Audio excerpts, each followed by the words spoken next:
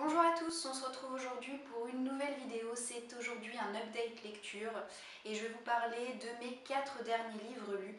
À commencer par un livre dont je vous ai parlé très rapidement quand je vous ai présenté mon bilan du mois de janvier. Il s'agit de la série La Passe Miroir, donc le tome 1, Les fiancées de l'hiver, écrit par Christelle Dabos, est sorti aux éditions Gallimard. C'est mon tout premier coup de cœur de l'année.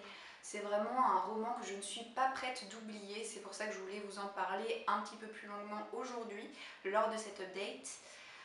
Il s'agit de fantaisie jeunesse et au niveau de l'histoire, c'est l'histoire d'Ophélie qui est une jeune fille qui a deux pouvoirs, celui de traverser les miroirs et celui de lire les objets. Alors lire les objets, qu'est-ce que c'est? Et bien en fait quand elle ne porte pas ses gants de protection et qu'elle touche un objet, Ophélie réussit à remonter aux origines de la création de l'objet en question et de traverser les époques pour voir un petit peu son évolution quand l'objet est passé de main en main. Voilà, c'est un petit peu monnaie courante sur l'arche dans laquelle elle vit qui s'appelle Anima, d'avoir un pouvoir comme ça un petit peu magique. Il y a sa tante qui a le pouvoir de réparer le papier, enfin bon voilà, la magie est vraiment monnaie courante. Ses parents et sa famille vont lui organiser une espèce de mariage arrangé et vont la fiancer avec Thorn, qui est un jeune homme qui a à peu près son âge et qui habite sur une arche différente de la sienne, qui va venir la chercher avec sa tante et l'emmener vivre dans sa maison. Dans sa maison puis à la cour en fait qui est cette espèce de cité volante qui est représentée sur la couverture qui s'appelle la Citaciel, où Ophélie va entendre parler de bon nombre d'intrigues et de complots comme dans toute cour qui se respecte. Voilà pour le résumé de l'histoire. Pour moi c'est un coup de cœur. Pourquoi? Ça passe déjà par les personnages que j'ai trouvés extrêmement originaux. Par exemple pour Ophélie, pour ne citer qu'elle pour le moment, elle est vraiment peu commune, elle est toute petite, chétive, elle se cache derrière une grande écharpe et une paire de lunettes. Elle est habillée de manière très démodée comme pourrait l'être une grand-mère par exemple. Elle a une petite voix toute fluette qui oblige tout le monde à la faire constamment répéter ses dernières paroles. Voilà, elle est vraiment atypique. Et Thorn, son fiancé, est pas mal non plus dans le genre parce qu'il est, contrairement à Ophélie, très grand et extrêmement maigre. Il est également un peu brut de décoffrage, un peu grincheux. Euh, voilà, il est vraiment... comment vous dire? Il est introverti et puis il n'a pas très bon caractère. Il a du mal à se mêler aux gens et à exprimer ses émotions. Enfin, voilà, on comprend tout de suite que ce n'est pas un roman d'amour puisqu'il n'y a quasiment pas de romance dans ce livre-là. C'est plutôt un tome d'introduction de cet univers extrêmement riche créé par l'auteur. Et j'ai été complètement transportée par l'écriture de Christelle Dabos, qui est certes très descriptive, mais pour autant on ne s'ennuie pas parce qu'il n'y a pas que des descriptions, même si les descriptions sont essentielles pour nous faire voir vraiment cet univers extraordinaire qui est la Citaciel.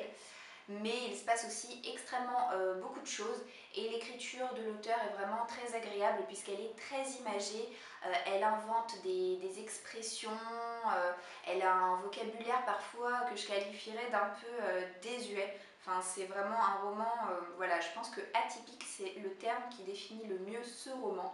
Ça a été un coup de cœur énorme pour moi. Donc comme vous pouvez le voir là, c'est un gros pavé qui fait, je ne me rappelle plus trop, 500... plus de 500 pages que j'ai dévoré en vraiment 3 ou 4 jours maximum. Et il me tarde que le deuxième tome sorte, alors je crois que c'est prévu pour le deuxième semestre de cette année. Je devrais donc pas avoir à trop attendre longtemps et heureusement parce qu'il me tarde de connaître la suite des aventures d'Ophélie. Ce mois-ci, j'ai également lu, ou plutôt je devrais parler de relecture, le premier tome de Charlie Davidson de Darrinda Jones, sorti aux éditions Milady, et qui s'appelle Première tombe sur la droite. Donc c'est un livre que j'ai lu pour la première fois il y a un peu plus de 2 ans, donc voilà, vous voyez que ça date un petit peu, mais j'avais vraiment très envie de me replonger dans cette aventure puisque fin janvier, quand j'ai commencé à le lire, j'ai terminé début février, j'ai été un petit peu déprimée, voilà, il s'est passé des trucs pas super top dans ma famille. Du coup, voilà, j'avais pas envie de lire une nouveauté, j'avais vraiment envie de me replonger dans un univers que je connais déjà et que j'adore. Et quoi de mieux que de me replonger dans le monde de Charley Davidson. C'est un univers beat-lit et Charley c'est une faucheuse. Alors pour ceux qui ne savent pas ce qu'est la faucheuse, elle a le pouvoir de voir les fantômes et de les faire passer à travers son corps comme si elle était un portail pour se rendre vers l'au-delà. Et comme Charley a le cœur sur la main, en général, elle essaie d'accepter les requêtes des fantômes, d'accéder à leur dernière volonté. Voilà, elle est également détective privée et elle travaille pour son oncle qui est policier en tant que consultante pour l'aider à résoudre des enquêtes, parce que c'est sûr qu'une faucheuse dans son équipe c'est super pratique. Quand quelqu'un se fait tuer et qu'on peut voir son fantôme et lui demander directement qui est le meurtrier, et ça facilite grandement toutes les enquêtes policières, c'est sûr. Pour autant, Charley ne crie pas sur tous les toits qu'elle a un pouvoir, puisque parmi ceux à qui elle l'a dit, il y a ceux qui la croient et ceux qui ne la croient pas. Voilà, ce qui est un peu normal en même temps. Il y a énormément de personnages dans ce livre et tous les personnages secondaires sont vraiment hyper attachants. Il se passe toujours plein de choses dans ces histoires. C'est pourquoi je me rappelais même plus de l'intrigue principale, c'est pour vous dire. Bon d'accord, ça fait plus de 2 ans, donc j'ai lu plein d'autres livres voilà, à la suite. Mais vraiment, je me rappelais plus du tout de l'intrigue principale, donc pour moi ça a été un petit peu une redécouverte. Voilà, j'ai dû mettre la note de 4 sur 5 je crois à ce livre. Mais c'est vraiment excellent, c'est génial pour se détendre, oublier tous ses soucis et passer un bon moment, vraiment. C'est pour ça que pour moi c'est vraiment un roman que j'appelle doudou. Et comme dans tout beat-lit qui se respecte, il y a un beau gosse, et ici le beau gosse en question s'appelle Reyes Faro, c'est un garçon que Charley a connu quand elle était plus jeune et qui est actuellement en prison dans le coma en état de mort cérébrale, et l'État veut le débrancher et Charley va se livrer à une espèce de course contre la montre pour qu'on ne débranche pas Reyes Faro. Voilà, vous en savez un petit peu plus sur l'intrigue et je suis vraiment pressée de me refaire toute la série. J'avais lu les 5 premiers tomes, j'avais lu 6 dans ma palle, mais j'avais vraiment pas envie de me plonger dans le 6, j'avais vraiment envie de me refaire la série complète. Donc voilà, ce mois-ci je me suis fait plaisir avec Charley Davidson. Ensuite, l'avant-dernier livre sur les 4 que j'ai à vous présenter, c'est le tome 2 des Chroniques lunaires, donc Scarlett, écrit par Marissa Meyer, est sorti aux éditions Pocket Jeunesse. J'avais lu le premier tome, Cinder, au mois de décembre. Ça avait été un 5 sur 5 pour moi, sans être pour autant un coup de cœur, parce que vu que c'est axé jeunesse, j'avais trouvé qu'on passait assez rapidement sur des scènes pour moi essentielles. Donc voilà, pour moi c'était pas non plus un coup de cœur, ça avait été une très bonne découverte en revanche. Un livre de science-fiction et également de réécriture de contes de fées. Avec Cinder, on était dans le conte revisité de Cendrillon. Là, avec ce tome 2, on est avec Scarlett dans le conte du Petit Chaperon Rouge. Alors les allusions sont très légères, hein. Qu'est-ce qu'on trouve par rapport au Petit Chaperon Rouge dans ce livre? Tout simplement Scarlett porte un sweatshirt rouge. Voilà, donc ça va pas très loin effectivement. Elle a une grand-mère qui a disparu, qui s'est fait kidnapper. Et elle rencontre un loup. Alors un loup, non pas l'animal, mais un personnage qui s'appelle Loup, qui va prendre beaucoup d'importance dans ce récit et qui fait partie d'un gang qui est organisé un petit peu comme une meute de loups avec les loups alpha, les loups oméga, enfin voilà, ce genre de choses si vous voyez ce que je veux dire. J'ai retrouvé avec plaisir les anciens personnages du tome 1 mais qui prennent ici moins d'importance. Ce qui m'a fait lui mettre la note de 4 sur 5 à ce livre, c'est que j'ai trouvé qu'il y avait malheureusement des longueurs.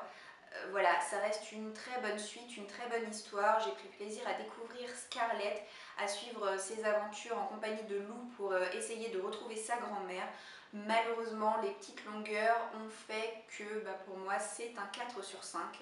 Voilà, mais ça reste tout à fait acceptable. Je lirai avec plaisir la suite.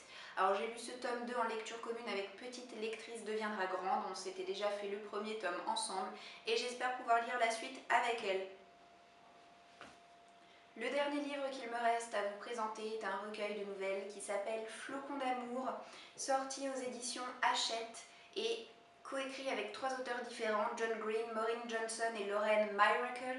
C'est un livre que je me suis acheté il n'y a pas longtemps pour mon challenge annuel, puisqu'au mois de février je devais lire un recueil de nouvelles. J'ai donc choisi celui-ci qui est sorti il y a quelques années. Je ne sais plus quand exactement. 2008. Donc vous voyez 2008, ça date quand même un petit peu, mais il a été réédité avec cette couverture que j'aime beaucoup et que je préfère largement à la première. C'est pour ça que je me le suis acheté dans cette édition. Voilà, ça fait un petit effet miroir que j'adore vraiment.